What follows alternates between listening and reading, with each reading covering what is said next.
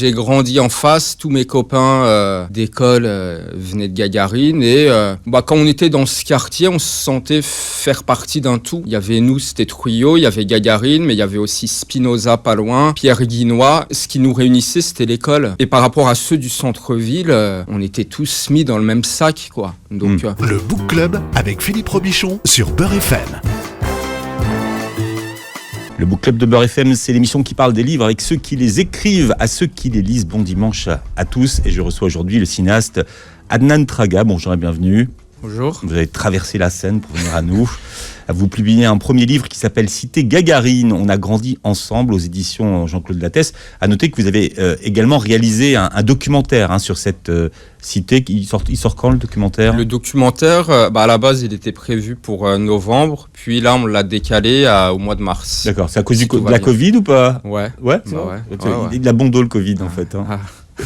Bien, le grignotage de la cité Gagarine ou sa déconstruction, comme vous le dites, vous a donné l'occasion de lui dire adieu, ce qu'un dynamitage n'aurait certainement pas permis. Pourquoi ils ont décidé de la déconstruire comme ça ? C'est principalement pour des raisons, je pense, écologiques, parce qu'ils ont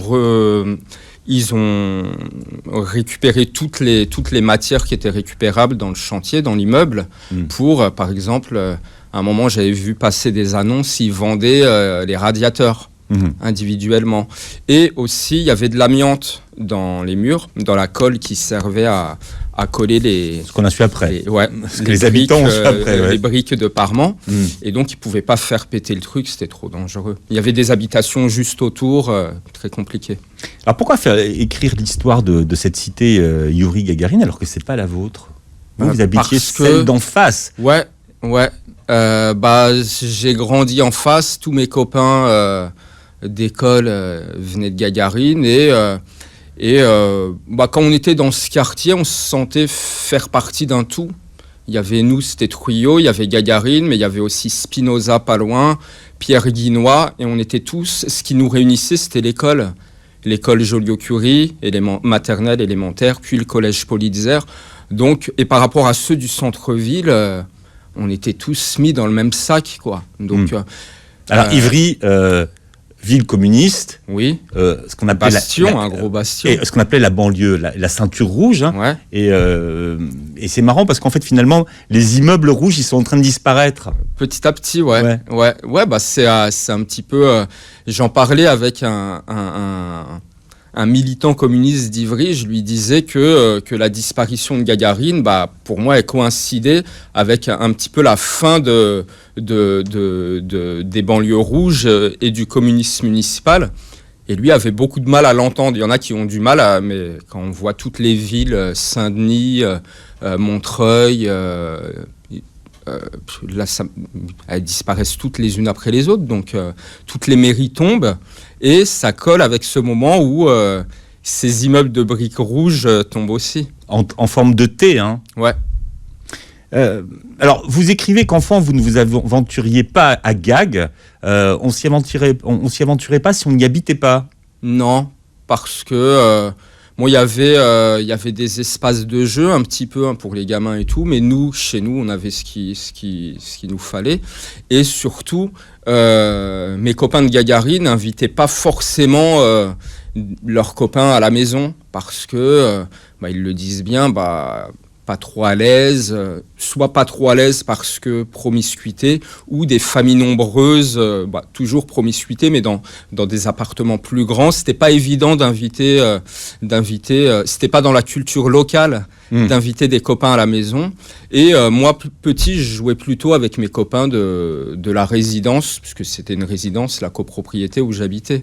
C'est après avec... Qui s'appelait, on va le rappeler. Trujillo. D'accord. Trujillo. Alors, vous dites qu'elle était vraiment très différente, déjà, au niveau des habitants qui sont venus, même si en taille, ça y ressemblait, finalement, c'est combien d'appartements ? Chez nous ouais. Ou chez eux ? Chez nous, à peu près 400 logements. Et combien il y avait à Gagarine ? 350. Ouais, donc c'était la même chose à peu près. Ouais. C'était des grosses cités. Ouais. Et vu de l'extérieur, pour quelqu'un qui voit Trujillo sans connaître le coin, c'est une cité.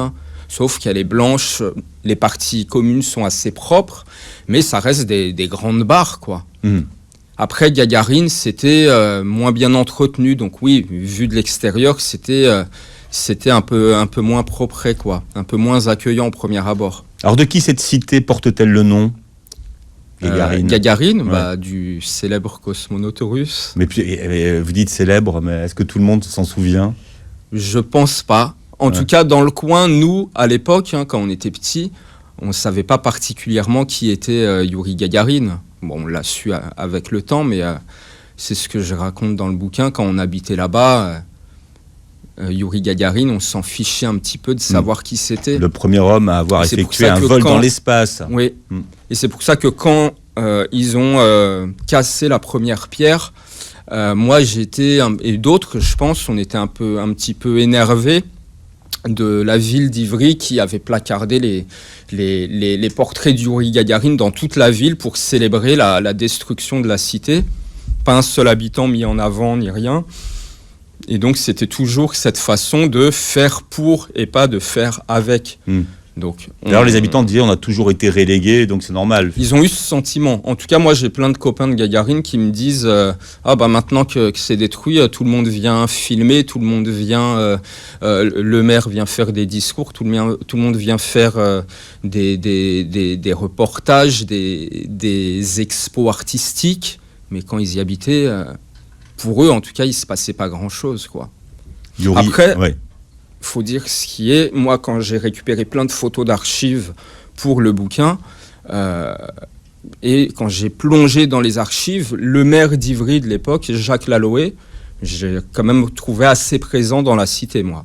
J'ai trouvé plein de documents dans lesquels on le voyait avec les habitants, quoi. Donc, d'accord. Et Youri Gagarine est venu à Ivry. Il faut imaginer, c'était le premier homme dans l'espace. C'était la fierté d'Ivry, apparemment, à l'époque. Qu'est-ce qu'il est venu faire avec Maurice Thorez ? Avec Maurice Thorez et Georges Maran, qui était une grande... le maire. Maurice Thorez, c'était le premier secrétaire du... Qui a été ministre après Maran. Ils ont été ministres tous les deux. Donc, Ivry, c'était une place forte du communisme en France à l'époque. Et d'ailleurs, là, aujourd'hui, c'est un des derniers bastions. Donc voilà, c'était un symbole de l'amitié franco-soviétique au niveau PC. Mais c'était aussi un moment où le PC, on le disait tout à l'heure, était très, très important. Oui. On sortait de la Deuxième Guerre mondiale. Le PCF avait été assez important. Maran, par exemple, ça a été un de ceux qui ont accueilli De Gaulle au moment de son retour en France pour la libération. Donc oui, c'était des personnalités assez importantes à l'époque. Et une des questions que vous posez dans votre livre, c'est qu'est-ce que les municipalités communistes n'ont pas vu ? Quels sont finalement ces rendez-vous manqués qu'elles ont eus avec les habitants des cités ? C'est une façon de s'adresser à eux et c'est une façon de les impliquer aussi. Comme je disais, ces villes-là, elles ont beaucoup fait pour les habitants, mais elles ont fait pour eux et pas avec eux. Par exemple, quand mes copains ont voulu s'investir en politique et tout, eux ne trouvaient pas leur place au PC et ils ne se projetaient pas dans des postes à responsabilité en militant au PC. Donc ils se sont retrouvés... On les intégrait pas, on leur laissait pas de place. En tout cas, c'était leur ressenti. Parce que j'ai d'autres, il y en a qui vont avoir un autre son de cloche. Il n'y a pas qu'une vérité. Donc la plupart, en tout cas, disent que non, on n'était pas intégrés. On faisait pour nous, on venait, on nous mettait... j'ai un copain qui caricature ça. Tenez, on vous donne une petite salle, on vous met une table de ping-pong au milieu de la cité, mais restez bien calmement chez vous. Et par contre, quand ils ont commencé à vouloir militer, à monter leur structure et tout, c'était un petit peu plus compliqué. Ils se sont pris des remarques dans la gueule, ça n'a pas forcément plu aux élus en place de l'époque. Et avec le temps, parce que ça a pris du temps, une dizaine d'années, le maire de l'époque, qui était Pierre Gosselin, a inclus certains de ces jeunes dans son équipe municipale. Mais il était maire il n'y a pas très longtemps encore. Il est décédé en 2014 ou 2015, je crois. Mais c'était tardif. C'est en 2007-2008 qu'ils ont commencé à les intégrer. Avant, c'était beaucoup plus compliqué. Vous racontez cette histoire. Vous aviez un père qui était communiste, puisque vous vendiez l'Humanité Dimanche, vous distribuiez moi, je le vendais pas. Lui le vendait. Moi, j'allais distribuer des tracts dans les boîtes aux lettres. Vous n'étiez pas au JC ? Non, aux jeunesses communistes. On avait un militant, Jean-Luc, qui venait nous voir au collège, à la sortie du collège tout le temps. Mais pour nous, à l'époque, c'était un truc de blanc. C'était pas pour nous. Les JC. Mais votre père vendait quand même l'UMA. Mon père vendait l'UMA. Il aurait aimé que je sois à la JC, qu'on soit à la JC avec mon frère jumeau. Mais nous, on s'identifiait pas à eux, en fait. Et mon père, je ne l'identifiais pas aux communistes d'Ivry. Il n'était pas, par exemple,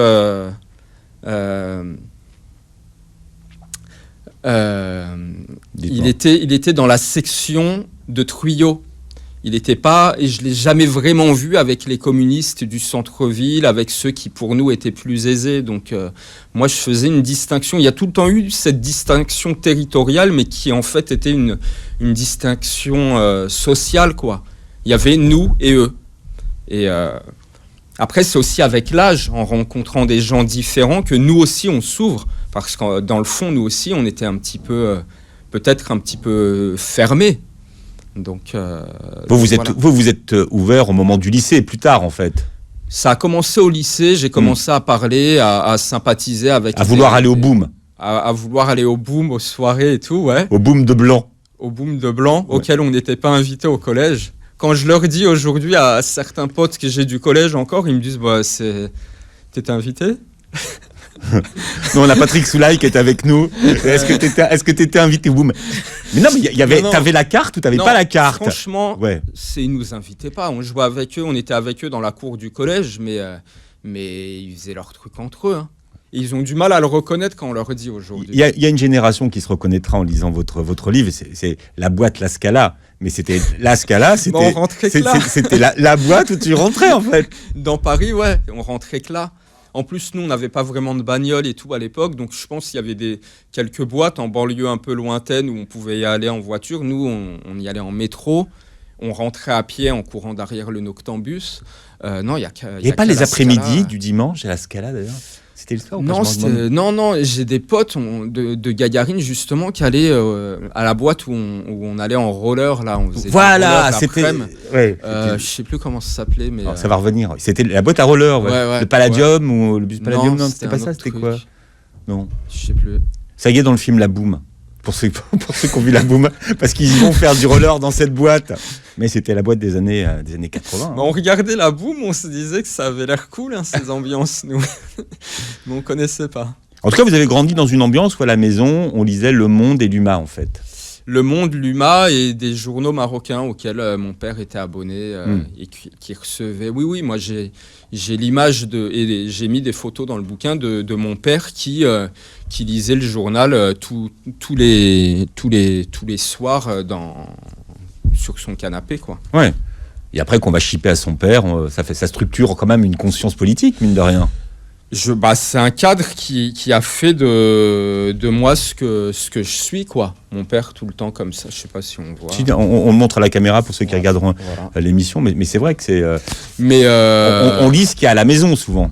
Oui. Non, mais j'allais pas trop shipper ces journaux. Moi, j'étais plus dans les stranges, sans prononcer. Strange. C'est pas mal ça déjà. Les comics. Les X-Men et tout ça, ouais. Alors je sais pas à quel genre appartient votre livre. Qu'est-ce que c'est ? C'est un roman autobiographique, c'est un travail de journaliste, c'est un cinéaste qui fait un livre, c'est quoi ? Moi justement, en l'écrivant, je savais pas ce que j'étais en train d'écrire. J'ai demandé à Anne-Sophie, mon éditrice, et elle m'a dit c'est un récit. D'accord. Donc voilà, c'est un récit. Et ça s'appelle Cité Gagarine, on a grandi ensemble chez Jean-Claude Lattès. Et c'est l'histoire de quelque chose, d'un monde que vous avez fui. Pourquoi est-ce que c'était pour vous tellement important de laisser une trace de ce monde qui disparaissait et que vous aviez voulu fuir ? Il y a deux choses. Déjà, on se rend compte de ce à quoi on tient quand on le perd. Donc le fait de voir cette cité disparaître, moi, ça m'a donné. J'étais pas programmé, j'avais pas du tout programmé dans un premier temps de faire un documentaire sur Gagarine. Et quand la destruction, le projet de destruction était bien avancé, qu'il y avait quasiment plus d'habitants dedans, que tous mes copains avaient emménagé ailleurs et tout, moi je me suis dit c'est con, je ferais bien un doc là-dessus, alors que je viens pas du documentaire, je suis plutôt dans la fiction moi, mais j'avais pour Gagarine envie de filmer le réel. Et la deuxième chose, c'est que il y a plein de projets qui ont commencé à se faire dans ce quartier.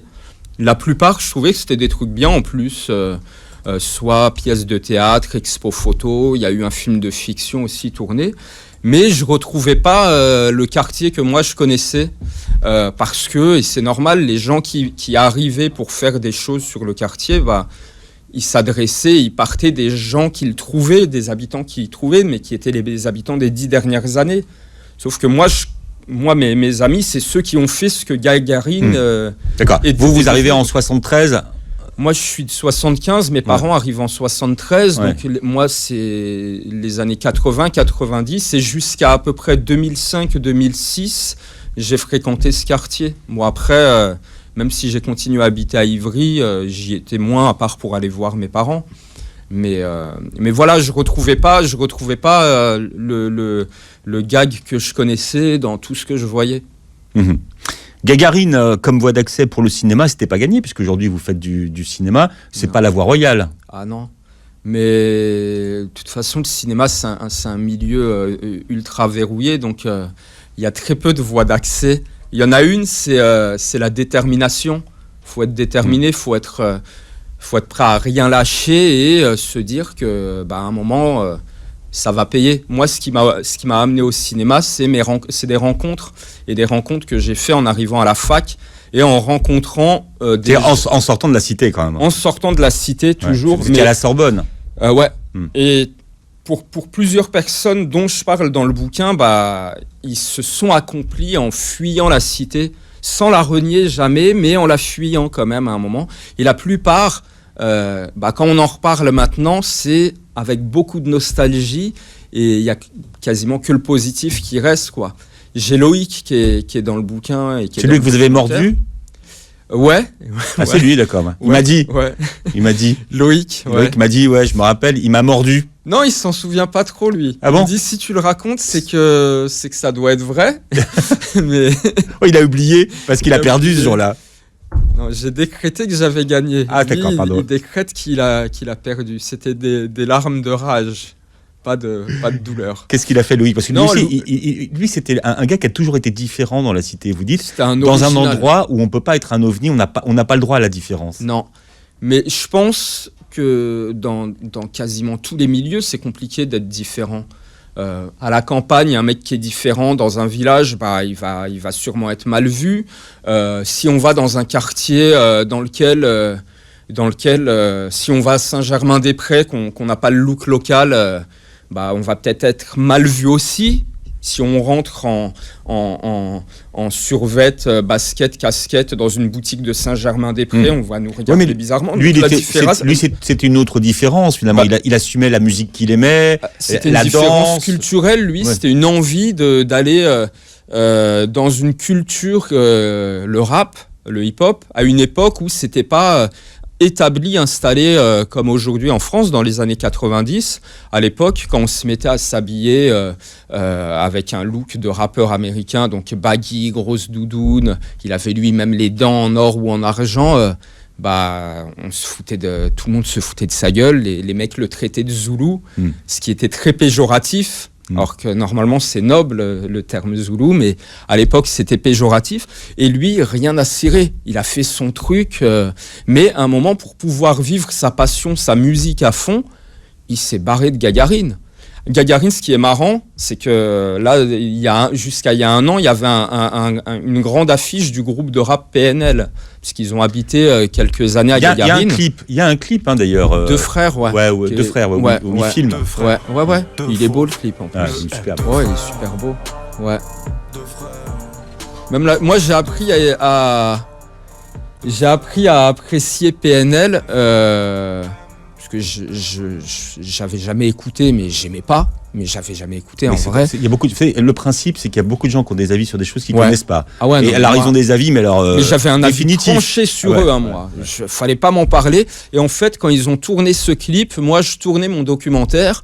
Et les mecs, je les ai trouvés cool en parlant un peu avec eux. Et j'ai vu ce qu'ils faisaient. Je me suis dit, non, ils peuvent pas être entourés comme ça et faire un clip de cette qualité sans que leur musique soit au moins intéressante. Et j'ai plongé dedans et j'aime bien maintenant. Bien. Mais lui, donc le Loïc, comment il s'en est sorti finalement? En fait, Loïc, lui, il a fui Gagarine pour pouvoir vivre sa passion à fond. Il a monté un groupe qui s'appelait, avec des copains qu'il a rencontrés à la fac, je pense, qui s'appelait La Brigade. Et à l'époque, il a bossé avec les gars d'IAM, d'NTM, Arsenic, Booba. Il a fait un morceau avec Lunatic. Donc, ils ont fait 3-4 albums, disques d'or. Mais pour faire tout ça, alors que le rap aujourd'hui est associé aux banlieues, aux cités, à l'époque, donc il y a 25 ans, il a dû fuir la cité pour pouvoir faire du rap. C'est marrant quand même. C'est intéressant donc, de voir comment au départ on est tout seul à avoir raison, puis après tout le monde fait comme vous. Bah, c'est en fait, pour moi, c'est si on a une passion, faut y aller à fond. Et non mais faut être fort aussi. Faut être fort dans la tête. Pour être contre le groupe, contre la majorité. Moi, par exemple, à son âge à l'époque, j'aurais pas eu sa détermination. Moi, c'est venu avec le temps, ce truc. Parce que quand j'ai commencé à vouloir faire du ciné et tout, même mes copains, ils se foutaient de ma gueule. Ils m'appelaient Spielberg. Et à l'époque, Spielberg, il y avait un côté péjoratif, quoi. Donc, et Besson, il arrive quand dans votre vie? Moi, j'en parle pas de Besson dans le bouquin. Bah attendez, j'ai passé des coups de téléphone. Non, je vous ai dit, moi, je suis à l'ancienne. Besson, j'ai des fiches sur tout le monde. Besson, je l'ai rencontré à l'époque, cheval de Troie. C'était... mon cheval de Troie pour rentrer dans le ciné, c'était à l'époque de MySpace, donc c'était le réseau social avant Facebook. En 2007, j'avais avec deux copains de Vitry, on avait fait une web série qui s'appelait Passe le mic et qui était un truc où on parodiait des rappeurs et tout. Et ça a bien marché pour l'époque. Et Besson est tombé là-dessus à un festival à Aubervilliers. Et comme il a l'œil du tigre. Ouais, mais franchement, par rapport à tout ce qui est dit sur lui, le gars, il voit nos trucs un vendredi. Le mardi qui suit, 3 jours plus tard, on est dans son bureau. Il nous dit, et on était en train de monter une boîte de prod avec mon frère et un pote. Il nous dit, bon, vous êtes 3, j'aimerais être le 4e homme avec vous. Il nous fait une proposition et il monte une boîte avec nous.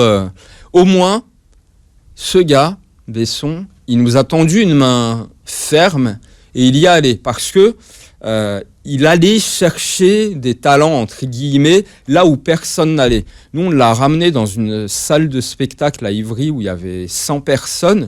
Il est venu tout seul en scooter tranquille. La plupart des cinéastes de gauche là qui se la jouent révolutionnaires, ils n'auraient pas fait ça, tu vois. Donc après, il n'est pas allé au bout de là où il devait aller avec nous. Mais bon, voilà. C'est aussi que moi, dans le fond, je me suis jamais reconnu dans ce qu'il faisait non plus. C'était pas un bon mariage. Bien. Alors, on va parler d'un bon mariage, justement, votre premier film qui s'appelle 600 €. On va écouter celui qui a fait la musique de votre film. Vous aviez réalisé 2 clips pour lui. Il s'appelle Nadir, on le connaît, moi je l'ai vu débuter, on le connaît bien sous le nom de Ridan. Ouais. Comment est-ce que vous lui avez demandé de faire la musique de votre film ? En fait, je lui avais fait 2 clips en 2012 et au même moment, j'en avais marre d'être signé avec Besson et de rien faire. Et je me suis lancé dans la réal et dans le tournage donc, d'un film autoproduit indépendant en fait, que j'ai écrit en tournant. C'est-à-dire que j'écrivais une scène, je la tournais le lendemain. J'ai commencé à l'écrire, j'avais pas de scénario. Ça s'appelle 600 €. Le film est sorti en salle en 2016. Et a bien marché. Ouais. Succès critique. Super succès d'estime. Vraiment, on a eu des super critiques et tout. Après, en termes commerciaux, on était un des petits, donc on a fait ce qu'on a pu, mais super expérience. Et Nadir et Ridan, en mars 2013, je vais le voir, je lui dis ouais, je fais un film indé, j'ai pas de thunes, j'aimerais des musiques. Il me dit bah montre-le-moi, si j'aime bien on en reparle, si j'aime pas laisse tomber. Il regarde le film, moi je suis à côté de lui, à l'époque pas sûr de moi parce que je l'ai pas montré à grand monde. Il regarde et à la fin il me dit bah vas-y. Par contre, t'as pas de budget, ce qu'on va faire, on va essayer de trouver des musiques un peu adaptées que j'ai et on va les réadapter. Et je fais mon marché comme ça et tout. Et 10 jours plus tard, il m'appelle, il me dit viens, j'aimerais te montrer, te faire écouter un truc et tout.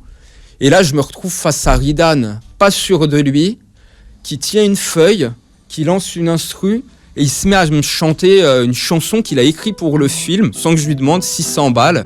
Et que c'est un cadeau qu'il m'a fait. Et c'est un inédit. Vous avez grandi avec Samira, par exemple, qui s'est sortie de la cité. Alors, on parle de réussite, mais elle, c'est autre chose même. C'est au-delà. Partie étudier à Harvard. Oui, bah bon, là, on est presque dans le cas particulier, limite. Mais c'est une réussite. Elle me racontait que Samira, moi, je connaissais bien son grand frère à l'époque et je la voyais comme une petite de la cité. Mais elle me disait que dès le collège, elle savait que fallait qu'elle se sauve de ce collège de quartier, collège Politzer. Aujourd'hui encore, ce collège... plein d'Ivriens ne veulent pas mettre leurs gamins là-bas. Et nous, on se retrouvait tous dans ce collège. Et dès le collège, elle s'est retrouvée dans le privé, elle, dans le 13e arrondissement. Lycée Cateau. Lycée Cateau.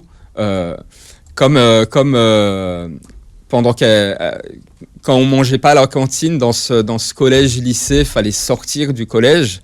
Et pendant le ramadan, par exemple, elle allait au cours de catéchisme pour pas traîner dehors. Mais elle me dit qu'elle se retrouvait à écouter les mêmes histoires que sa grand-mère lui racontait. C'était les mêmes personnages et tout. Hein. Et Samira, c'est des rencontres. C'est des rencontres qu'elle a fait d'abord dans le quartier. À Gagarine, elle était copine avec la fille de celui qui tenait la petite supérette, qui elle allait déjà au collège ailleurs et elle a eu des modèles qui l'ont extirpée de cette cité. Puis quand elle est partie à la fac, un prof qui lui dit, parce qu'il voit qu'elle est talentueuse, qu'elle est douée, qui lui dit si tu veux aller loin dans les études, quitte la fac de banlieue, va à Jussieu, qui l'aide à s'inscrire à Jussieu. Puis à Jussieu, elle rencontre un prof d'Harvard qui vient pour un séminaire ou je sais plus trop quoi, qui la remarque et qui la fait venir là-bas. Elle passe 6 ans là-bas. Elle rencontre celui qui est devenu son mari à New York et elle se marie au Harvard Faculty Club.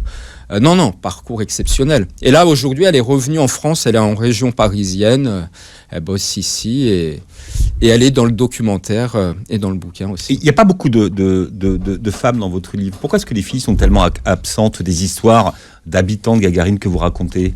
Parce que on côtoyait pas trop les filles du quartier à l'époque. Les filles du quartier, déjà quand elles sortaient, c'était soit pour aller bosser à la bibliothèque ou pour aller faire des courses ou pour aller voir des amis, mais à l'extérieur de la cité. Elles traînaient pas en bas de la cité. Et la raison principale, c'est que y avait beaucoup de familles nombreuses et tout, et les filles, elles avaient pas envie de traîner là où traînaient leurs frères, leurs cousins, parce qu'il y avait des grandes familles d'oncles, de tantes, les copains des frères. Donc, du coup, on fréquentait, que ce soit à Gagarine ou Trujillo, on fréquentait pas particulièrement les filles du quartier. Les copines qu'on avait et tout, c'était plus des filles du lycée, du collège. J'avais plus de copines d'école que de quartier en fait. Qu'est-ce que vous appelez l'assignation à résidence et qui a inventé le terme pour parler des habitants de ces cités ? L'assignation à résidence, moi ceux qui en parlaient, c'est 2 copains de Gagarine, Karim et Mehdi. Ça voulait dire... Karim c'est Babyface. Babyface, c'est ça. Ouais. Babyface, ouais, parce qu'il avait un visage de bébé, même à la fac, enfantin. Et eux disaient, et ceux qui ont à un moment voulu créer et qui ont lancé avec d'autres habitants d'Ivry, c'est pas un parti politique, c'est un mouvement citoyen qu'ils ont présenté qui a présenté une liste aux élections municipales et aussi cantonales après. Mais l'assignation à résidence, c'est t'es dans un quartier, tu y restes. Et tu y restes à plusieurs niveaux, que ce soit au niveau géographique, donc on traînait beaucoup dans le quartier, on n'allait pas beaucoup dans d'autres quartiers d'Ivry. L'assignation culturelle, donc quand Loïc par exemple a voulu se mettre à faire du rap qui n'était pas la culture locale à l'époque, la culture locale c'était plus le funk, le rail, un peu de chansons françaises par certains chanteurs comme Cabrel, Jodassin, Aznavour qui étaient appréciés par les habitants, mais c'était si on avait des envies d'ailleurs, c'était très compliqué et on s'autorisait pas. Il y avait une assignation à résidence qui était imposée, on nous faisait rester dans ce quartier et nous qui étions dans ce quartier, on ne s'autorisait pas forcément à aller voir ailleurs. Par exemple, moi à 15 ans, 16 ans, même à 20 ans, je me serais pas vu me dire je vais faire des films, je vais écrire un bouquin. C'était des choses qui n'existaient pas, qui n'étaient pas pour nous. Et c'est moi, par exemple, avec le temps, avec les rencontres faites à l'université, qu'on s'est enlevé déjà ses œillères et qu'on s'est mis à aspirer à autre chose que ce que le quartier nous imposait. Mais vous avez aussi la chance d'avoir un père qui n'a pas lâché le morceau et qui finalement est allé contre, alors ce que vous appelez la conseillère d'orientation, qui est vraiment le personnage des années 80-90, ce qu'on appelle la briseuse de rêve. Et votre père, lui, avait décidé que vous feriez un bac S et vous avez fait un bac S. Ouais. Et c'était dur à l'époque. Parce qu'on vous promettait un avenir de manuel, quoi. Mais non, mais moi, j'ai un professeur, j'étais en seconde générale, le professeur dit devant mon père, les réunions là qu'on faisait parents-prof, élèves avec mon père à côté, face au prof, il dit à mon père, votre fils Emmanuel, il devrait aller en première technologique. Je savais même pas bricoler un tournevis et un marteau, je savais pas quoi en faire. Et mon père, non, il avait décidé que je ferais première S. Je sais pas pourquoi il avait décidé ça. C'était même pas ES. Limite, j'aurais préféré ES. Non, c'était S. Physique, chimie. Et au final, j'ai eu mon bac du premier coup. Et si j'avais écouté ces profs qui voulaient m'envoyer en technologique, sans dénigrer les filières technologiques et les métiers auxquels on accède via ces filières, mais en tout cas, j'aurais pas fait derrière les rencontres que j'ai fait et j'aurais pas eu le parcours que j'ai eu. Donc oui, il y a des briseurs de rêves. Après, je pense que ça a évolué. Aujourd'hui, les profs, c'est plus les mêmes qu'il y a 20-25 ans. Je parle vraiment de notre époque, quoi. On parlait de votre copain Karim, qui lui longtemps s'est pas senti français, il se sentait 100% algérien, et lui aujourd'hui il est à la fois 100% algérien et 100% français. Ouais. Comment est-ce qu'il s'est réconcilié avec son identité française ? Lui c'est le genre de mec, et il y en a eu beaucoup des comme ça, et moi j'en ai fait, j'étais un peu comme ça à un moment, mais je me suis détaché de tout ça un peu plus rapidement, mais à se rechercher au niveau identité.